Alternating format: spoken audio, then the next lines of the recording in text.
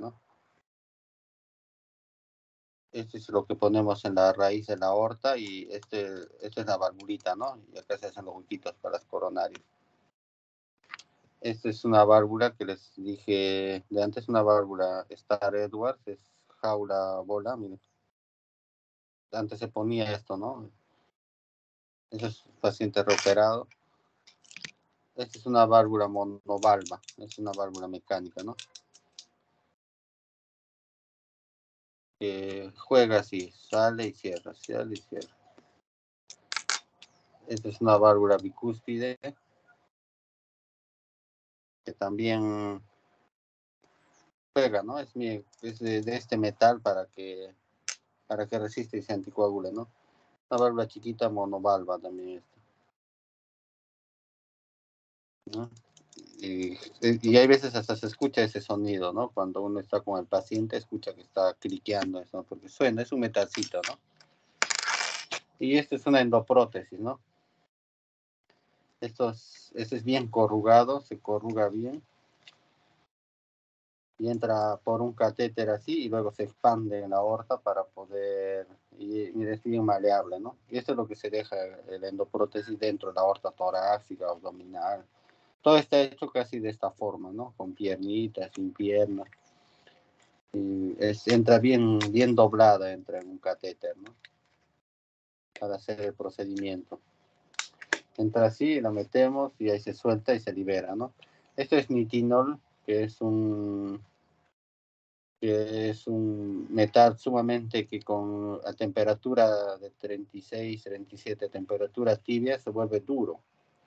Es casi inmaleable, ¿no? Cuando entramos a reoperar a pacientes que tienen o que se han soltado mal la prótesis, tenemos que echar suero helado, ¿no? Con el suero helado el nitinol es bien maleable, se deja aplastar, ¿no? Pero a 37 grados, cuando es la temperatura de la sangre, se vuelve duro. Doctor, una consulta. ¿Las Sí. válvulas que ha mostrado tienen un tamaño estándar o van No, a usarse de acuerdo a la medida del paciente o cómo es que se toma la medida? exacto. En válvula aórtica nosotros tenemos para cada superficie corporal tiene una medida, ¿no? Es decir, el tracto de salida del ventriculo. Mira, por ejemplo, es una válvula bien chiquitita, ¿no? A comparación de esta otra. Miren.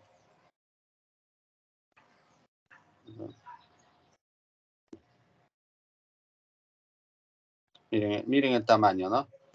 Entonces, es diferente, ¿no? Entonces, en válvula aórtica se habla de flujo, ¿no? Es decir, el flujo que requiere, el volumen de sangre que requiere el cuerpo, ¿no? Es diferente tener una superficie corporal de 2 a una superficie corporal de 1.7, 1.6, dependiendo de eso. Entonces, tenemos tablas, ¿no?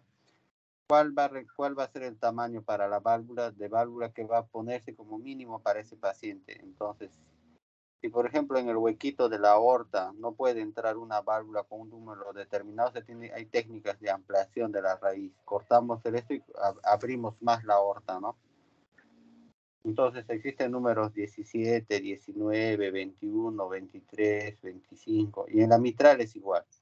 Es decir, para todo paciente tiene que tener un número de válvula mínimo que se le tiene que poner, ¿no? Porque no se le puede poner una válvula muy pequeñita porque el paciente no va a poder hacer sus actividades, se va a cansar, que no va a poder salir casi sangre por esa válvula, bueno. Entonces, tenemos tablas para determinar qué válvula mínima tiene que entrarle al paciente, ¿no? Máximo no hay. Es decir, lo que se habla es del tamaño mínimo que requiere, orificio efectivo mínimo, ¿no? Doctor, y con respecto al material, ¿es un material único o hay opciones de materiales que, por ejemplo, si es que un paciente es alérgico al metal de la válvula que ha mostrado, hay otro reemplazo en otro material, pero de la Eh, misma válvula? es bien raro la reacción, ¿eh? Las válvulas están hechas de tungsteno, ¿no? Entonces, y nitinol, el recubrimiento, ¿no? Entonces, no, que haya reacción a eso es bien raro, ¿eh? Pero casi todas están hechas de ese material, de que es como carbón pirolita, es negro, miren. Todos los velos de la válvula mitral están hechos. Y otro es las endoprótesis del nitinol y este es de acero quirúrgico, ¿no? Esos soportes, ¿no? Que son así brillosos, como si fuesen plata. Miren. Entonces, que nosotros hemos visto que estas prótesis, por ejemplo, antes era prohibido hacer resonancia magnética a un paciente que tenía estas estructuras en el corazón, ¿no? Ahora con este tipo de válvulas no es normal, se hacen resonancia magnética y no hay ningún problema. Y es bien, de verdad que no, que casi nadie habla o que se han reportado casos de rechazo, ¿no? Porque si estas prótesis en el cuerpo sí se infectan, ¿no? Y hay que entrar a cambiarlas, ¿no? Pero rechazos a este tipo de materiales, no, de verdad que no. Son bien estudiados, ¿no? Son bien seguros. Hasta el tiempo en que abre y cierra está determinado, ¿no? Si cuántas veces abre y cierra la válvula va a durar esa fricción, ¿no? Todo esto está estudiado ya. Y con respecto al uso, el material, supongamos que no se genera una infección, ¿puede quedarse eternamente en el paciente o tiene que haber un cambio a cierto tiempo? Ya, solo si falla. Si el paciente, por ejemplo, en válvulas, prótesis mecánicas, si el paciente no está bien anticoagulado, la válvula se va a empezar a cerrar. Va a empezar a hacer microtrombos, va a empezar a hacer panus y se va a ir cerrando. Pues cuando la válvula se empieza a obstruir, se produce estenosis, ¿no? Entonces ahí sí hay que entrar a cambiar. Pero si el paciente es bien anticoagulado, es flaco, no está subido de peso, esas válvulas le duran indefinidamente. En prótesis biológicas, sí, esas sí tienen un tiempo de vida, ¿no? Es decir, van a empezar a fallar, van a empezar a cerrarse, a calcificarse, así a los 10, 15 años. Ahí sí hay que entrar a cambiarlos cuando tienen estenosis severa, ¿no? Ok, doctor, muchas gracias. Sí, y en cuanto a las endoprótesis y a esta estructura Dacron, esta tela, eso sí no se cambia, son eternos. Es una tela, esa de las que hacen las zapatillas, de Gore-Tex, de eso es de ese material, esa tela, mire que todo se está deflecando. Y el otro, ¿no? Esto no tiene tiempo es decir, son indefinidos, se endotelizan, el cuerpo lo reconoce como propio y lo recubre de endotelio, ¿no? Eso no se cambia para nada.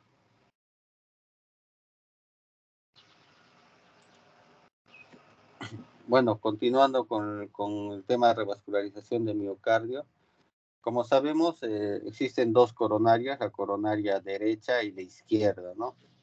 Para nosotros la más importante y la que nos da la indicación quirúrgica es la coronaria izquierda, de esta la descendente anterior, ¿no? La arteria más importante del corazón para nosotros, que nutre la cara anterior y los 2/3 anteriores del septum interventricular, ¿no?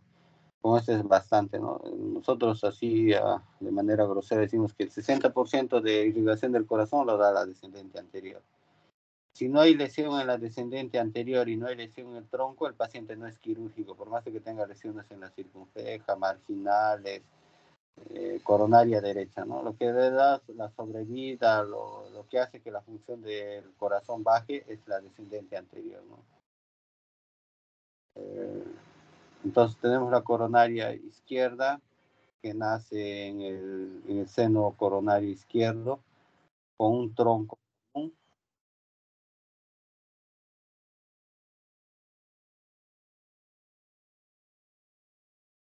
Disculpe, ¿me escuchan?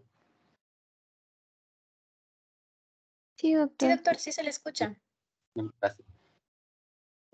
Con un tronco común de 1 a 2 centímetros de tamaño nace, ¿no? Y de ahí inmediatamente se bifurca, dando la circunfleja y dando la descendente anterior.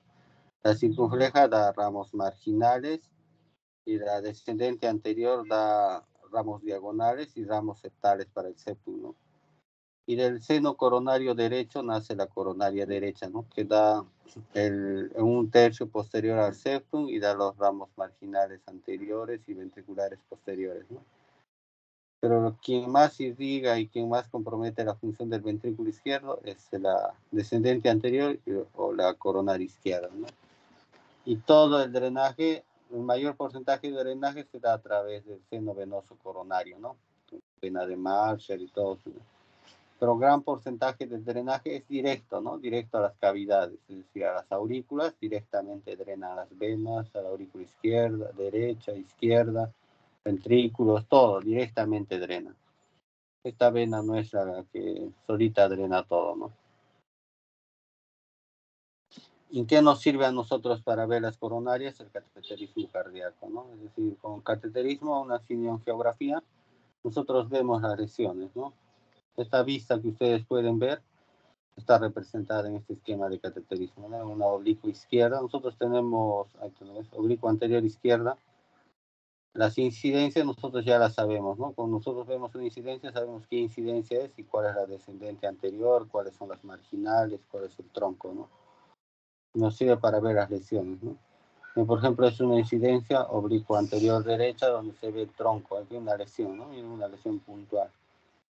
Este tipo de lesiones así bien puntuales es bien raro encontrarlas. Normalmente no es así, es como unas lesiones por todo en tándem, construcciones más largas, ¿no? Así puntuales, eso qué bonito sería para operar, ¿no? Entonces, la coronariografía a nosotros nos sirve ubicarnos dónde están las lesiones, ¿no? Y en la coronaria derecha es igual, ¿no? Nos sirven las incidencias y vemos las obstrucciones, ¿no? Y esta es una ventriculografía, entran con el catéter para ver de manera indirecta la función ventricular, ¿no?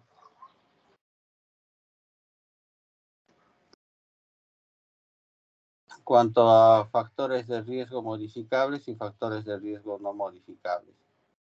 Tenemos, para tener enfermedad coronaria, hay factores de riesgo que sí se pueden modificar para evitar o prevenir la enfermedad coronaria y que se deben de sí se deben de controlar cuando uno ya los tiene, ¿no? Y hay cosas que no se pueden modificar, ¿no? Por ejemplo, el sexo femenino, la edad del paciente y si hay algún problema hereditario de lípidos, ¿no? El tabaquismo, la diabetes, el sedentarismo, la obesidad, todo eso sí se puede modificar, ¿no? Todos estos pueden causar lo que son enfermedad coronaria o enfermedad aterosclerótica, ¿no? Bueno, la principal síntoma en un paciente que sufre enfermedad coronaria es la angina, ¿no? Es por falta de que llega oxígeno al músculo, ¿no? Entonces el músculo siente, no se fatiga y entonces hay ese dolor anginoso, ¿no? Todo se debe a esto, ¿no? Al depósito de lo que es el colesterol en la capa íntima, ¿no? Lo cual va estrechando, ¿no? Cuando se produce de manera progresiva, es lo que se llama síndrome coronario crónico y se va manifestando como angina, ¿no? Es decir, angina a medianos esfuerzos, a grandes esfuerzos o a reposo, ¿no? Es decir, si el paciente puede caminar 2 cuadras, menos de 2 cuadras o más, ¿no? Y en algunos casos, cuando esto se desprende, es lo que se llama el síndrome coronario agudo, ¿no? Y puede llevar a lo que es la muerte súbita también, porque si se obstruye de una arteria principal, que es la descendente anterior o el tronco, el paciente hace muerte súbita, ¿no? Entonces, lo que nosotros tratamos de buscar es con el tratamiento, es que esta placa se mantenga así, cerrada o un poco reducida, pero más que todo que se mantenga fija, que no se desprenda, ¿no? Que no se ulcere, que no se lesione, ¿no? Porque el mismo cuerpo lo que hace por el mecanismo de defensa de linfocitos, macrófagos, es que una vez que se va depositando, que por acá adentro se va consumiendo, ¿no? Se lo van comiendo, van produciendo una especie de necrosis. En un momento llega acá a ulcerarse y ahí se puede desprender, ¿no? Y obstruir la luz del vaso.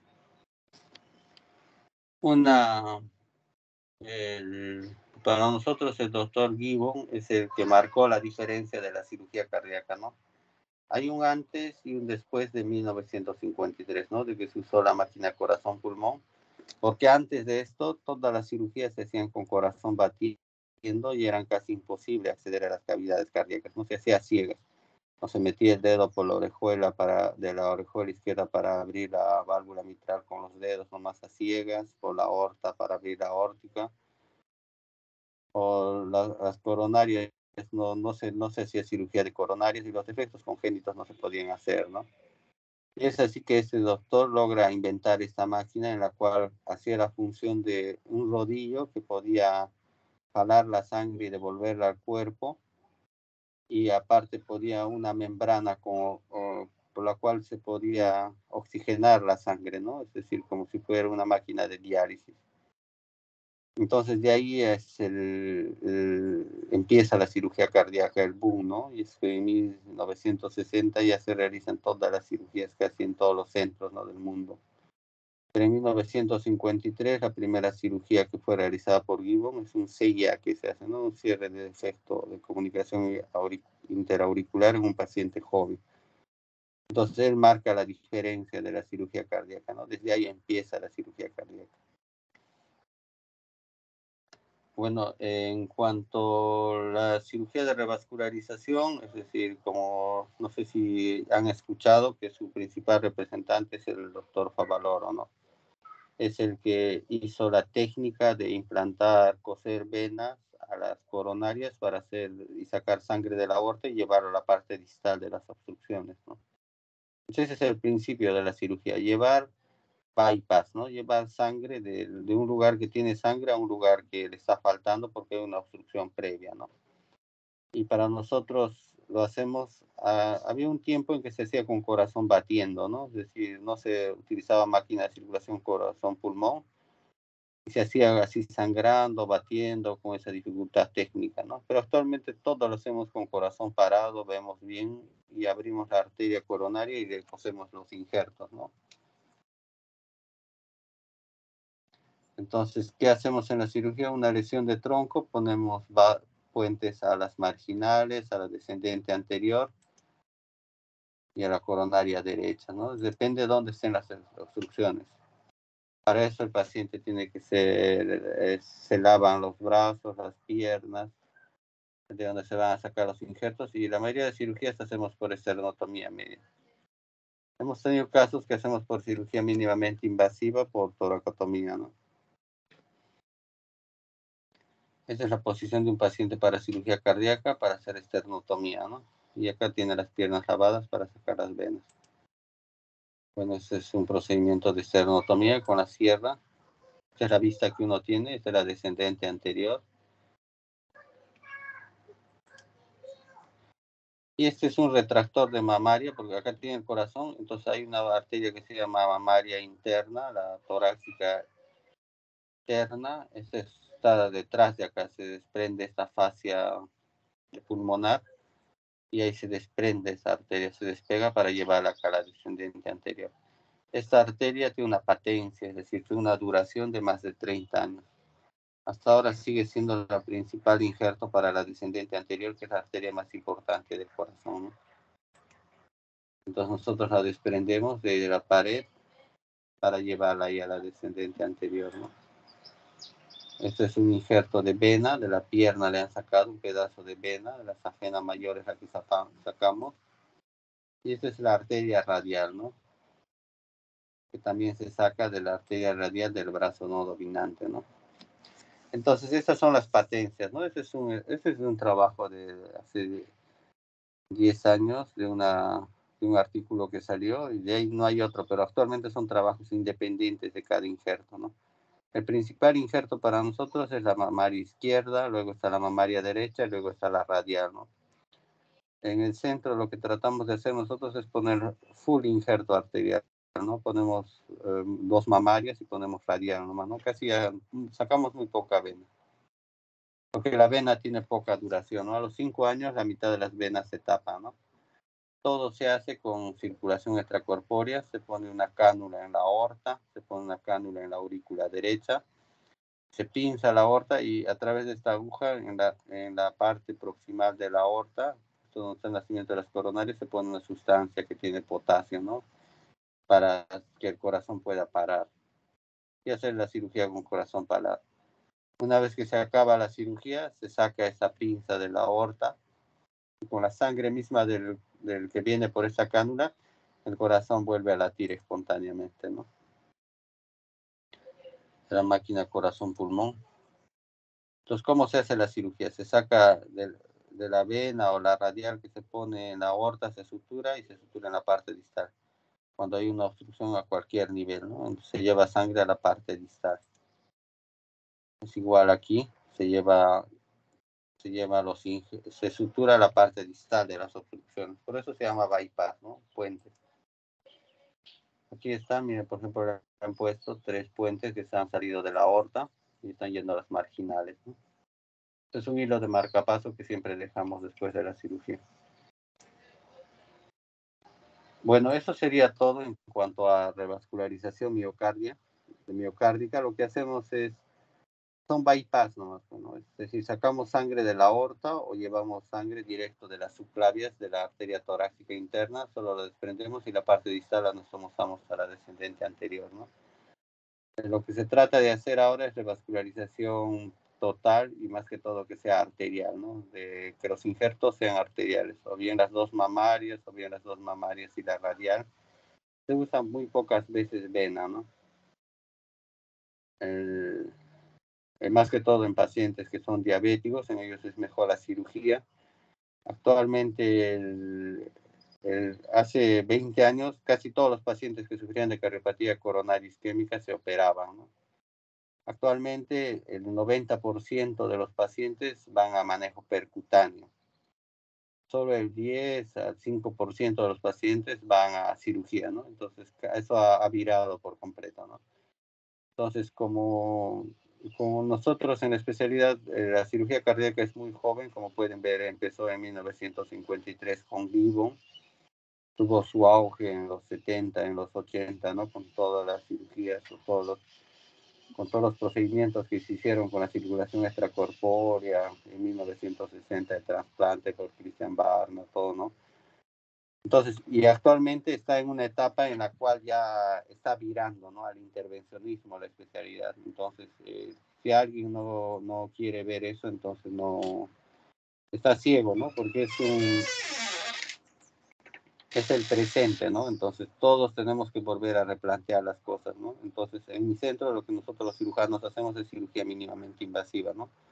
Accedemos a la aorta, a la válvula aórtica, a la mitral por el tórax, ¿no? Por cortes, incisiones mínimas con guía laparoscópica, ¿no? Y coronarias hacemos por toracotomía por el lado izquierdo, entramos por pequeños cortes para hacer los bypass, ¿no? Tiene dificultad técnica, pero no es esta cirugía cruenta de abrir el esternón, ¿no?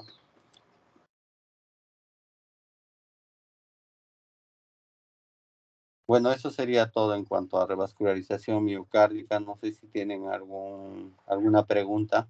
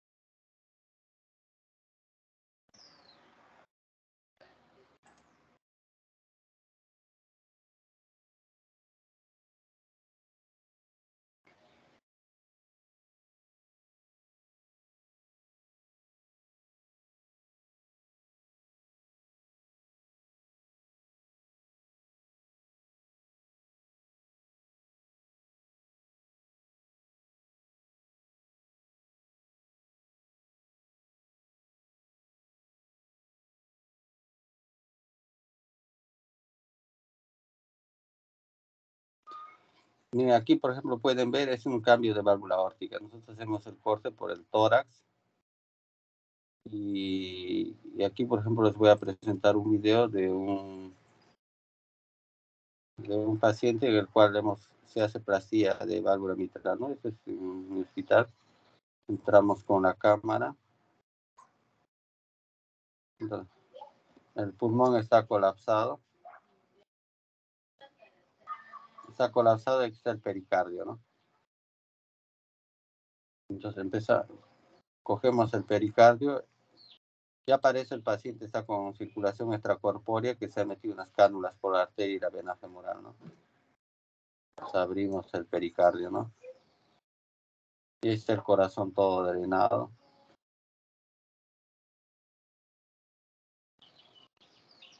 Ahí está la aorta.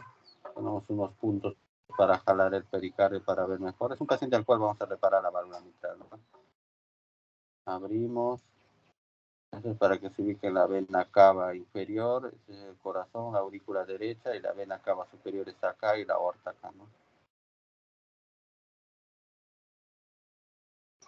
Está la aorta. Para poner esa sustancia cardioplégica que les digo, tenemos que poner la aguja, pero primero tenemos que poner una sutura, ¿no? Para poder retirarla luego, ¿no? Si no va a sangrar. Entonces, ponemos un plan que se articula, que el corazón ya está parado, pueden ver. Vamos a abrir por acá, esa es la aurícula derecha y acá está la aurícula izquierda, ¿no? Por este orificio se entra el surco de Sondergaard, se llama. Ya que está abierto ya. Entonces acá tenemos la válvula mitral, ¿no? Al fondo, ahorita vamos, ahí está.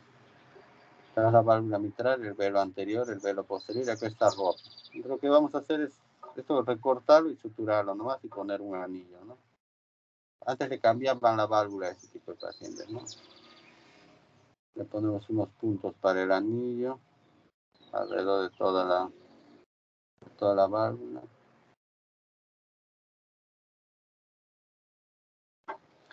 Y ahí se va a coser un anillo, ¿no?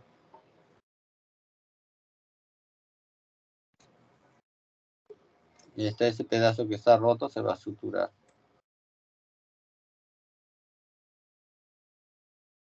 Se está cosiendo. Así. Se ve feo, pero al final queda bien. Está bien cosido, ¿eh? Vamos a bajar un anillo ahí para darle estabilidad a la plastilla. Cuando hacemos una plastilla siempre le ponemos esto que se llama anillo, ¿no? Y lo bajamos, ya no dudamos, tenemos unos clips de titanio que baja y lo juntan los dos hilos, miren, unos clips de titanio. Todos ya están con los clips de titanio, al final sacamos ese soporte y queda así, ¿eh? Competente la válvula.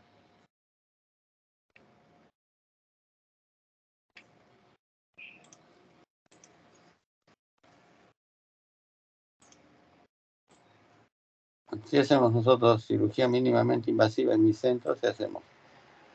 Queremos que los valvulares aórticos y mitrales, sea el gol estándar, sea mínimamente invasivo. Queremos que ya no sea la esternotomía media, ¿no?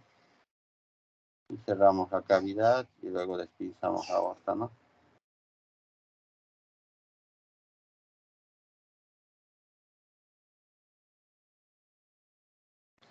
Estos son pacientes que hemos operado. Esta es una incisión periareolar, ¿no? Para una miectomía, que es más sencilla, y se le opera el corazón por alrededor de la areola, ¿no? Este es un paciente, es un colega que se operó. Para eso, para nosotros medimos la areola, ¿no? Esto tiene que medir más de 2 centímetros. Porque si es muy pequeño, tampoco no va a quedar estéticamente bien, ¿no? Tiene una incisión así.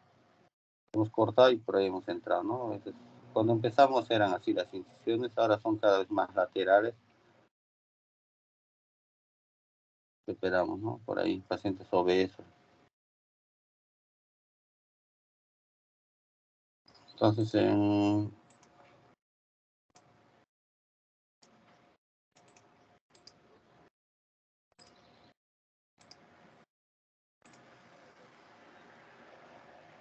entonces tenemos ya una buena casística nosotros en cirugía mínimamente invasiva.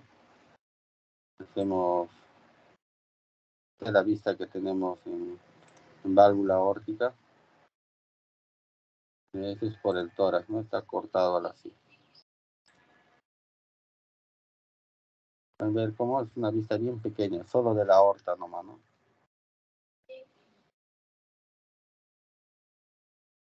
Entonces es una esternotomía superior, también solo la aorta no la vemos. No cortamos todo el esterno, ¿no? Entonces tratamos se podría decir, nos estamos complicando la vida para poder hacer cosas nuevas, porque de verdad que mi especialidad está virando al intervencionismo, ¿no? Ya nos quedan para nosotros las casas complejas, ¿ya, no? Ese es solo de frente a la válvula mitral, nomás estamos viendo acá. Cirugía mínimamente invasiva, ¿no? Sí nos ha costado, porque sí hay una curva que hay que tener, una válvula reumática, la van a ver. está sumamente estenosada. Entonces, esta sí la vamos a cambiar, ¿no? Una válvula mitral. Y todo esto se accede por vía, se punza la arteria y la vena femoral, ¿no? La arteria la disecamos y la vena la punzamos y por ahí metemos a esta máquina que se llama corazón-pulmón. Tiene unos rodillos para aspirar, acá está el oxigenador, un reservorio, sale la sangre y vuelve a la aorta, ¿no? Y se hace la cirugía por el tórax.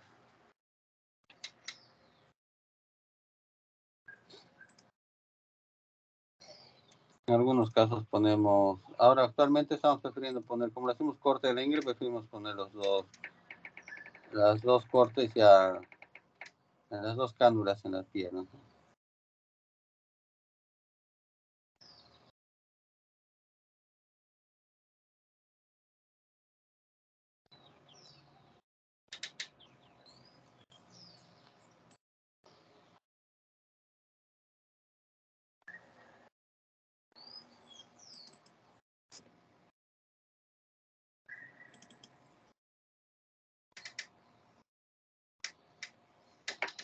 Bueno, les voy a presentar un caso clínico respecto a los temas que hemos estado haciendo, cómo abordamos la patología las diferentes patologías en el hospital, ¿no? Nosotros en mi hospital somos un centro de referencia, no tenemos una referencia cerrada, se dice, es decir, solo nos refieren los hospitales grandes, ¿no? Previa evaluación, sino tendrían que, solo vienen para atención especializada cardiovascular, ¿no? Entonces, este es un paciente de 67 años, es médico, ya era hipertenso de mucho tiempo, ya había tenido un infarto con stents, ¿no? 3 stents en 2012, ¿no? Y ingresa al hospital de Rebagliati con dolor torácico típico. El dolor torácico típico se refiere al dolor de infarto, ¿no? Con una intensidad de 8/10, ¿no? Es un dolor que tiene una irradiación, un dolor retroesternal, que es característico, ¿no? Tuvo 3 horas de asociación, de evolución, ¿no? Sudoración, es por eso se refiere al cortejo vegetativo que tuvo sudoración y palidez, ¿no? El dolor fue súbito y progresivo. Mire, siendo un paciente de 67 años, hipertenso y que ya tuvo antecedente de infarto y que tiene un dolor típico, lo que hace el paciente es tomar su paracetamol y tramadol para el dolor, ¿no? Para que le mejore ese dolor. Entonces, si un paciente médico hace eso, imagínense los que no son médicos, ¿no? Entonces, como les dije, el dolor típico es aquel que tiene alguna de esas características, ¿no? Dolor retroesternal que tiene una duración y que va aumentando en intensidad, ¿no? Que puede ser causado por ejercicio o por estrés, ¿no? Por esfuerzo. Y cuando uno hace reposo, cuando uno utiliza un vasodilatador, ese dolor disminuye o calma, ¿no? La angina atípica solo cumple 2 de los criterios, ¿no? No tiene que tener los 3 criterios. Y el dolor cardíaco, que no es cardíaco, no cumple ninguna de esas características, ¿no? En cuanto a angina, existe igual que la clasificación de Dyspnea, es la clasificación de angina casi, ¿no? Es por la que uno puede caminar 2 cuadras o es de reposo, ¿no? Si el paciente no hay angina, clase funcional 1, ¿sí? Es una clasificación canadiense. Si puede caminar más de 2 cuadras, se dice angina. O sea, la angina o el dolor retroesternal aparece después de 2 cuadras, es una clase funcional 2. Si es a menor de 2 cuadras, es de tipo 3, y si es en reposo, era de tipo 4, ¿no? Y la cuadra se refiere de 100 a 200 metros, ¿no? Estos son los signos, que la manera en cómo el paciente se coge el dolor de pecho, ¿no? Son diferentes signos que están descritos, ¿no? Del edín, de la palma de mano, del dedo, etc. Entonces, existen diferentes dolores que pueden imitar un dolor de infarto. Uno tiene que saber definirlos, ¿no? Dentro de ellos, el más importante sería la disección aórtica, ¿no? Yo he tenido pacientes hasta con esofagitis de reflujo, nunca había visto yo, es decir, uno no puede decir, como es un paciente que toma, y son médicos, ¿no? Ya 2 médicos que vienen, que toman bastante café y que hacen un espasmo laringio, pero con edema de glotis, así por reflujo, ¿no? Que han estado operando todo el día, trabajando ahí en la clínica, no le han hecho caso a su malestar, solo se toman su Milanta, así, y luego vienen con espasmo a la emergencia, ¿no? Y piensan que es un infarto y al final le haces una laringoscopia y lo que ves es toda la glotis, la epiglotis, las cuerdas, todas edematizadas, ¿no? Entonces, paciente que no hace caso a su estrés, ¿no? Y al final tiene que dar su tratamiento, todo para la esofagitis y tiene que dejar de tomar café. Entonces es amplio el espectro que son dolores torácicos que no son característicos, ¿no? Entonces, ¿qué pasó con nuestro paciente? Ingresa, le catalogan el dolor progresivo de 8 a 10 y ven cambios, ¿no? Supradesnivel en ABR y B1. Ese cambio de supradesnivel del ST en ABR y en B1 y con infradesnivel de los segmentos precordiales de B2 a B6, ese cambio en el ABR es patognomónico te hace sospechar de que algo está pasando en el tronco de la coronaria izquierda o en la descendente anterior. Entonces el paciente está estable, con oxígeno, no edemas, siempre se la ausculta para ver si está en qué clase de Kirit-Kimball está. Y en el electrocardiograma lo que encuentran, y en la ecocardiografía lo que le hacen, encuentran una fracción ya disminuida, ¿no? Entonces, que esté disminuida el 40% te hace pensar también que algo está pasando con la descendente anterior, porque la única que hace bajar la fracción de eyección es la descendente anterior, o el tronco, ¿no? Y aparentemente no tiene otras valvulopatías, ¿no? Entonces lo catalogan como un síndrome coronario agudo, no ST elevado, ¿no? Porque tiene infradesnivel en los segmentos precordiales. Le dan su terapia para manejo de un síndrome coronario agudo, que lo cargan con clopidogrel, le dan su aspirina, torvastatina y lo anticoagulan, ¿no? Y lo refieren a INCOR. A INCOR llega después de 6 horas, ¿no? Con el dolor torácico todavía está ahí, pese al tratamiento que ha recibido. Esto es lo que se ve, como les dije, infradesnivel en los segmentos pericordiales. Miren, esto no es normal, ¿no? Un infradesnivel. Y le hacen su curva de enzimas y ven que está elevada la troponina, ¿no? Y el CKMB, ¿no? CPKMB. Entonces se cataloga como un infarto, síndrome coronario agudo, pero es ST no elevado, ¿no? Entonces, el término ST elevado, no elevado, significa la profundidad de compromiso del músculo, ¿no? Y de la arteria, ¿no? Como pueden ver, de cuánto se está obstruyendo la arteria, ¿no? Si tiene flujo o no, o cuán agudo se ha tapado, ¿no? Entonces, para nosotros, el tiempo óptimo en que un paciente con síndrome coronario agudo debe ir a cateterismo cardíaco es 2 horas máximo, ¿no? Esos países del primer mundo lo llevan en helicóptero y están entrando a cateterismo a la hora nomás del paciente, ¿no? Nosotros, mira, 6 horas y recién iba a entrar, ¿no? El infarto de miocardio tiene diferentes diagnósticos, ¿no? Entonces, del que más hablamos es el tipo 1, que es el síndrome coronario agudo, ¿no?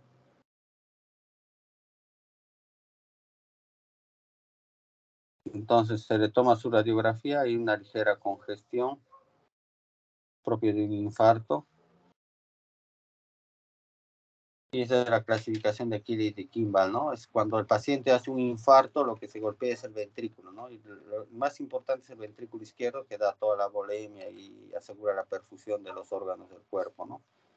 Cuando ese ventrículo falla, se atonta, es decir, como si lo golpearan, entonces no funciona todo, entonces no puede manejar todo el volumen que le llega, entonces regresa, ¿no? A la aurícula izquierda y por ende a los pulmones. Entonces ahí es donde dependiendo de cuán golpeado esté el corazón, es que va a producirse el edema agudo pulmonar, ¿no? Entonces, de acuerdo a esta clasificación. Nuestro paciente estaba en clase 1, ¿no? Entonces, para nosotros era un síndrome coronario de 6 horas de evolución, Kirit-Kimball, paciente era hipertenso, tenía poliomielitis, había tenido un infarto previo, entró a cateterismo cardíaco, ¿no? que hacen el cateterismo encuentran lesión multiarterial, ¿no? En las coronarias, acá hay unas lesiones severas y la descendente anterior que está obstruida, ¿no? No hay descendente anterior. No es crítica, ¿no? Todas estas lesiones son las que encuentran el cateterismo, ¿no?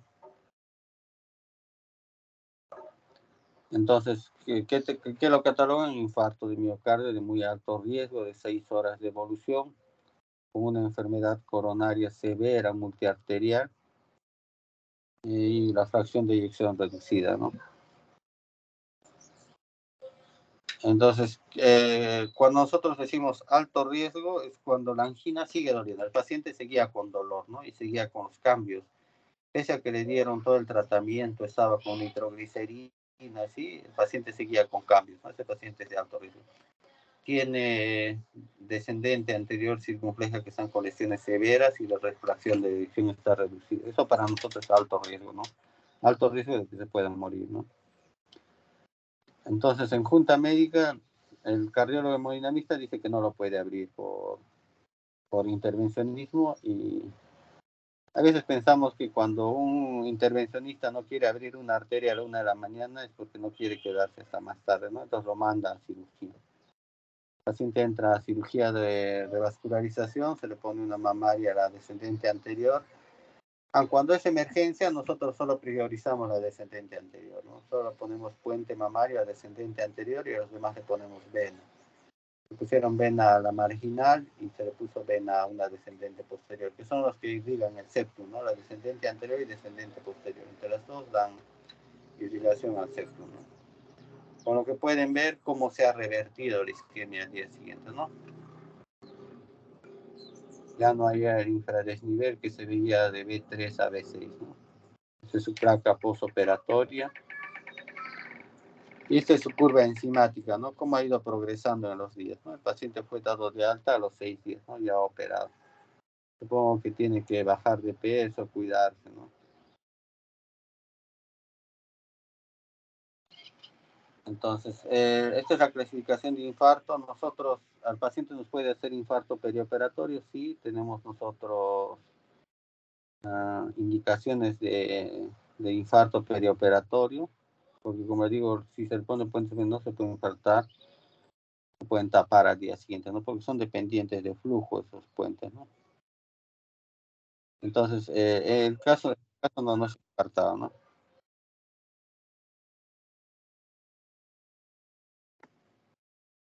Bueno, eso sería en cuanto al caso clínico que les he pedido poner a un paciente con síndrome coronario agudo, cuál debe ser su manejo, ¿no? ¿Cuál debería de ser? Yo creo que los tiempos están un poco tardíos, pero todavía es aceptable una revascularización para nuestra realidad de 6 horas, ¿no? Pero es de un paciente que ha estado en el Rebagliati, que está a la vuelta de mi hospital, ¿no? Imagínense de un paciente que está en el Sabogal, o imagínense de un paciente que está en Cusco o en Piura, ¿no? Para ellos sí es una desgracia. Los pacientes allá lo que hacen es lo trombolizan con alteplase, con streptokinasa, y así, si están a tiempo, logran abrir arterias. Si no, ya. Entonces, y en el MINSA es peor. Bueno, nosotros en el seguro todavía tenemos ese sistema de redes, pero en el MINSA no. En el MINSA no hay una capacidad de respuesta ni para el cateterismo, ni peor para la cirugía, ¿no? Entonces, en cuanto al infarto, hay mucho que hacer. Todos sabemos que el infarto es la principal causa de mortalidad. Todo el mundo lo sabe por estadísticas, por el SINADEP, todos. Pero con un tiempo esto tiene que mejorar, ¿no? Y quiero irme a la parte de política, tanto problema que hay, porque nosotros somos prestadores de servicios de salud y nosotros no hacemos diferenciación en esto. Pero creo que el sistema de salud debería de ser universal, ¿no? Es decir, no debería de haber un MINSA, no debería de haber un policía, no debería de haber un salud, sino debería de ser uno solo. Porque yo sí lo vivo casi a diario esto, ¿no? Estas diferencias, ¿no? Porque antes yo trabajaba en el OAISE y trabajaba en el INCOR. Y el manejo en el OAISE es totalmente diferente al manejo que se hace en el INCOR, ¿no? Que nosotros recibimos otro tipo de pacientes, ¿no? Y en la parte privada es totalmente diferente, ¿no? En la parte privada los pacientes lo manejan sin guías de manejo, sin protocolos, ¿no? Es diferente el manejo, ¿no? Entonces, no hay un ente regulador de eso, ¿no? Hay algunos Doctor, sí. Doctor, una consulta. Con respecto a la medida inmediata, en el caso de un paciente que tenga infarto, si, por ejemplo, estoy sospechando que tiene el signo de Levin, tiene el dolor de pecho y yo sospecho que puede ser un infarto, ¿cuál sería la medida inmediata hasta que se transporte al hospital de emergencias? Lo ideal sería ¿Colocarlo en una posición o darle de repente nada, algún medicamento?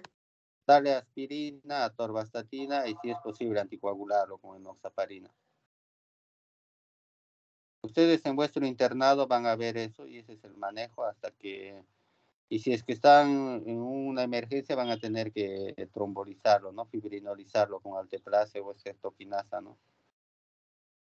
Y si van a hacer el serum en un lugar lejano, ahí tienen aspirina y atorvastatina que tienen que darle y a veces hay anticoagulante, ¿no? Una dosis de enoxaparina, ¿no? Porque las ampollas son de 60 miligramos y no hay ningún riesgo si le pones toda la ampolla, ¿no? Porque eso es lo único que se puede hacer, ¿no? Ya de ahí, si el paciente está soporoso, ahí sin intubarlo, dar todo el ABC de la reanimación, pues, ¿no? El pulso, la frecuencia, todo eso se hace, ¿no? Pero si el paciente está estable y solo refiere el dolor, hay que darle su aspirina, su torvastatina, anticoagular y llevarlo a una emergencia para que lo fibrinoricen o le hagan un cateterismo cardíaco, ¿no? En el caso de los pacientes que consumen aspirina como medida preventiva, ¿aún se sigue recomendando? Sí, porque la medida preventiva son 81, 100 miligramos. En ese caso se le tiene que cargar, ¿no? Se le tiene que poner 300 de aspirina, 4 tabletas de clopidogrel, si es que tienen clopidogrel, ¿no? Lo ideal es darle bastante aspirina, ¿no? No es 100 miligramos, sino es 300 lo que te dice, ¿no? Pero en pacientes que no tienen riesgo de tener infarto, ¿es recomendable que consuman aspirina? Porque hay algunos que consideran que la aspirina puede ser una medida preventiva para no tener un infarto. ¿Es todavía recomendable que consuman aspirina sin tener un riesgo de infarto? Si tiene factores de riesgo, sí.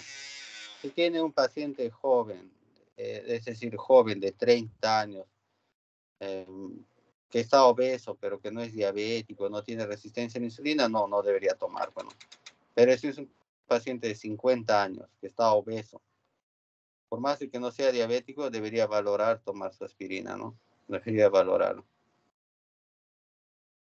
Entonces, lo más importante es el screening, ¿no? A partir de los 40 años en los varones, si uno es obeso, debería de...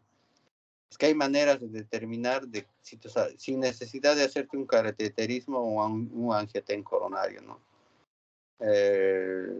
Es decir, mira, por ejemplo, yo tengo 42 años, ¿no? Y hace 2 años, yo cada 5 años me hago un angioten coronario, ¿no? Entonces, yo sé que mis coronarias están bien, ¿no? Y una coronaria no se malogra en un par de años, ¿no? Entonces, pero no es necesario llegar a eso, ¿no? Entonces, uno con solo hacerse un ecodoppler en carótidas y en los vasos de la arteria femoral puede ver el grosor de la pared y va a ver si ese grosor está fuera del rango normal. Entonces, si está alterado ese grosor, entonces sí está empezando una enfermedad en la íntima, ¿no? Hay una reacción inflamatoria que puede estar afectando no solo en la arteria carótida, sino en el corazón, ¿no? Entonces ahí sí hay un riesgo, ¿no? Entonces ahí tiene que ir a su cardiólogo a que lo vea, le den su aspirina, su atorvastatina, ¿no? Entonces, si uno está gordo o es diabético o no hace deporte, sedentario, a partir de los 35, 40 años sí tiene que valorar, ¿no? Y las mujeres a partir de 40, 45 años, ¿no? Tomar su aspirina y su atorvastatina, pero siempre es mejor que lo vea el especialista, ¿no? El cardiólogo, que le haga su despistaje de enfermedad arterial, ¿no? Como le digo, con solo medir el grosor de la íntima a nivel de la carótida del bulbo, a nivel de la bifurcación de la arteria femoral, uno ya puede determinar si está haciendo enfermedad coronaria y que sí le va a hacer bien su aspirina y su atorvastatina, ¿no? Pero, por ejemplo, los jóvenes no deberían tomar por nada del mundo, ¿no?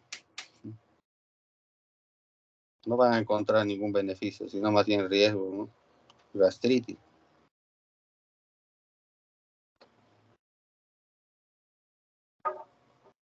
Muchas gracias, doctor. Doctor, una pregunta. En Sí, pacientes con angina inestable, ¿cuáles son los criterios para que sean candidatos a recibir cateterismo? angina estable. No, angina inestable. Ah, no, la angina inestable sí tiene que ir a cateterismo. Se le hace su prueba de esfuerzo, se ve y debería de ir a cateterismo. Es que el primer paso para estudiar una angina estable, es decir, el inestable es el que está teniendo los síntomas pese al tratamiento, ¿no? Entonces ese sí debería de ir a cateterismo, pero el estable se le hace una prueba de esfuerzo, ¿no? Se le hace caminar en una faja, se ve si con cuánto esfuerzo empieza a tener síntomas, angina o cambios en el electrocardiograma, ¿no? Y si empieza a haber cambios o empieza a haber angina, tiene que ir a una prueba de perfusión miocárdica. La prueba de perfusión ve qué territorios le está faltando sangre, ¿no? Si los territorios son por debajo del 6%, ese no va a ningún tratamiento, no solo va a tratamiento médico nomás, su aspirina, su atorvastatina y su beta bloqueador, que es bisoprolol. Si es más de 6 a 10%, es bien controvertido mandarlo a cateterismo, ¿no? Pero si ven una isquemia de 8 a 10%, tiene que ir a cateterismo, sí o sí. Y Pero si de todas encuentra, maneras sería indicativo hacer el angiotema, ¿o no? no, no, angioten no. Angioten es para uno que tiene angina estable, ¿no? El que tiene angina inestable tiene que ir a cateterismo.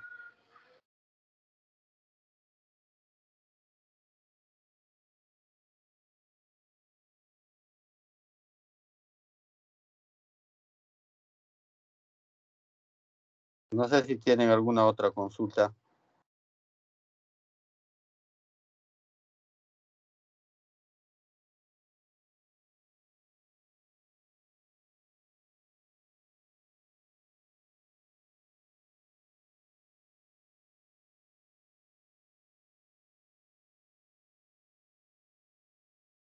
Bueno, si no hay ninguna otra consulta, yo creo que estaría por terminado ya la sesión. Les agradezco vuestra presencia, de verdad. Es un gusto poder dirigirme a ustedes. Cualquier duda o cualquier consulta estoy para servirlos, ¿no? Y la delegada tiene mi número de teléfono. Entonces me pueden escribir con mucha confianza, ¿no? Muchas gracias, doctor. Sí, gracias a ustedes. Cuídense. Hasta luego, doctor. Gracias. Gracias, doctor.